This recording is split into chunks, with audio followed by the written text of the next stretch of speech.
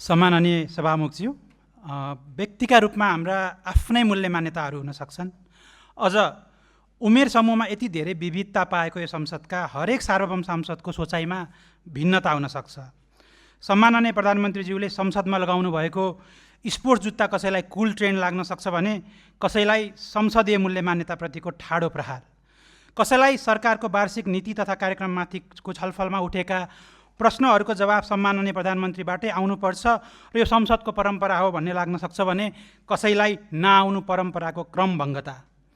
त्यसैले त स्थापित विधि र प्रक्रिया सधैँ माथि हुन्छन्। प्रतिनिधि सभा नियमावलीले दिएको अधिकार प्रयोग गर्नुभएका सम्माननीय प्रधानमन्त्रीज्यू सार्वभौम संसदप्रति जवाबदेही हुनु भएन भन्ने विपक्षी दलका माननीय सदस्यहरूलाई लाग्छ भने उहाँहरूलाई प्रतिनिधि सभा नियमावलीको नियम 56मा टेकेर प्रधानमन्त्रीज्यूलाई संसदमै सिधा प्रश्न गर्न पाउने कानुनी बाटो छ भन्ने थाहा हुनुपर्छ। त्यो प्रयोग नगरी विधिभन्दा बाहिर गएर संसद नै स्थगित गराउने बाध्यात्मक परिस्थिति सिर्जना गर्ने गतिविधिले विपक्षी दलका साथीहरू सार्वभौम संसद र जनताप्रति उत्तरदायी हुनुहुन्छ भन्ने प्रमाणित गर्यो त।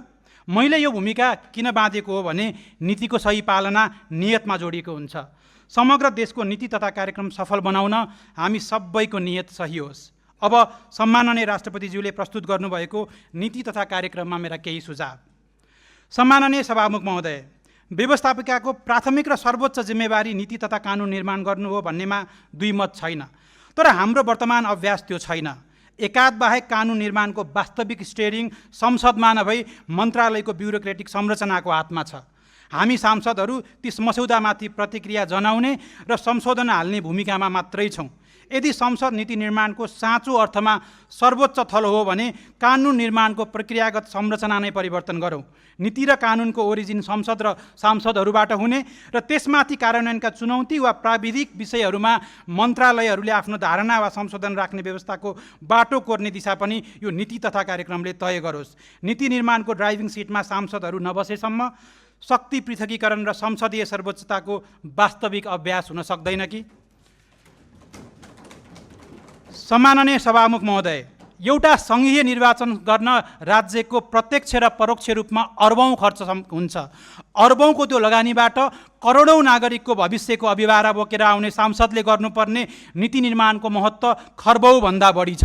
तर यति ठुलो दायित्व बोकेका सांसदहरूको वृत्ति विकास र क्षमता अभिवृद्धिमा लगानी गर्न राज्य किन हिचकिचाइरहेको छ? यथार्थ के हो भने यो संसदका लगभग हरेक सांसदलाई नीतिगत, कानुनी र बहुआयामिक विषयहरूमा धेरै कुराहरूको सहयोग चाहिएको छ।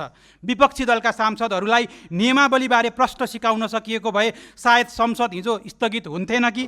त्यसैले सांसदहरूलाई सक्षम बनाउन, सांसदहरूको वृत्ति विकास र क्षमता अभिवृद्धिमा लगानी गर्ने विषय नीति तथा कार्यक्रममा समेटियोस् र पहिलो लगानी सांसदहरूलाई स्वकीय सचिवको सुविधा प्रदान गरेर गरियोस्।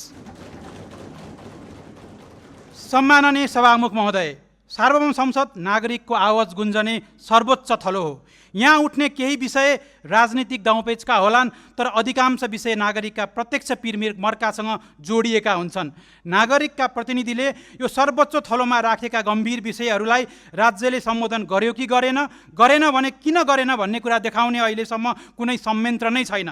संसदमा उठेका प्रश्नहरूको हिसाब किताब सांसद र नागरिक दुवैले पारदर्शी रूपमा थाहा पाउनुपर्छ। त्यसैले यो पटकको नीति तथा कार्यक्रमले एउटा डिजिटल ड्यासबोर्ड निर्माण गर्ने कुरालाई समेटोस्, जहाँ कुन सांसदले के विषय उठाए, कसलाई ध्यानाकर्षण गराए र त्यसमा के एक्सन लाइयो भन्ने कुरा आम नागरिकले प्रत्यक्ष ट्र्याकिङ गर्न सकुन्। सम्माननीय सभामुख महोदय, लोकतान्त्रिक जवाबदेहितालाई उच्च प्राथमिकतामा राख्दै जनअपेक्षा अनुरूप काम गर्न नसक्ने निर्वाचित जनप्रतिनिधिलाई उनीहरूको कार्यकाल नसकिँदै जनताले फिर्ता बोलाउन सक्ने राइट टु रिकलको अवधारणालाई संस्थागत गर्न आवश्यक संरचनात्मक र नीतिगत व्यवस्थालाई सरकारको नीति तथा कार्यक्रमले उच्च प्राथमिकतामा राखोस्। नोट चल्ने तर भोट नचल्ने प्रवृत्तिको अन्त्य हुनुपर्छ भनेर हामीमध्ये धेरैले पटक पटक भन्दै आएका छौँ। अब यो नारालाई व्यवहारमा रूपान्तरण गर्ने बेला आएको छ।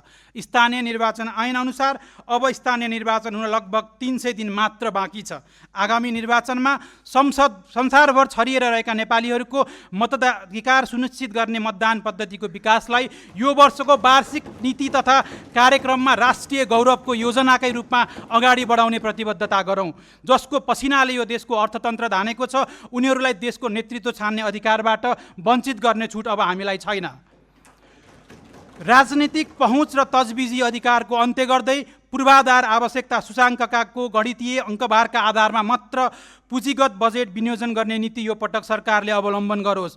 हरेक योजनाको छनौट र खर्च प्रणालीलाई सार्वजनिक डिजिटल ड्यासबोर्डमा आबद्ध गरी पूर्ण पारदर्शी बनाइयोस्। दाङका हरेक सांसद र दाङका अरू छिमेकी जिल्लाहरूले पनि टरीगाउँ एयरपोर्ट र राप्ती स्वास्थ्य विज्ञान प्रतिष्ठान माग गर्दै गर्दा त्यो पाइएन भने किन पाइएन भन्ने कुराको वैज्ञानिकता देखाउने मेकानिजम सरकारले बनाओस्। नागरिकहरूले प्राप्त गर्ने सबै प्रकारका सरकारी सेवाहरू तोकिएको समयभित्रै उपलब्ध गराउन टाइम कार्ड प्रणाली लागू गरिने नीतिगत व्यवस्था नै गरियोस्। साथै सेवा प्रवाहमा ढिलासुस्ती गर्ने र जिम्मेवारी पन्छाउने कर्मचारीमाथि कडा निगरानी राखी कार्य सम्पादनमा आधारित जवाबदेहिता संयन्त्र विकास नीति तथा कार्यक्रममा समेटियोस्। राज्य संयन्त्रबाट हुने अनुसन्धानलाई थप जिम्मेवार बनाउन, बदनियतपूर्ण वा गलत अभियोजनका कारण निर्दोष व्यक्ति थुनामा परेको प्रमाणित भएमा राज्यले अनिवार्य रूपमा क्षतिपूर्ति दिने र त्यस्तो गलत अभियोजन गर्ने अधिकारीलाई कानुनी रूपमा जवाबदेही बनाउने विषय पनि नीति तथा कार्यक्रमले समेटोस्। डिजिटल अर्थतन्त्रतर्फ उन्मुख नेपालले अब परम्परागत रु वा एनपिआरबाट माथि उठ्नै पर्छ। डलर, युरो, भारतीय जस्तै विश्व मानचित्रमा नेपालको मौलिकता र आधुनिकता झल्काउने मुद्रा युनिकोड प्रतीक निर्माण गर्न म सरकारको गम्भीर ध्यानाकर्षण गर्दछु।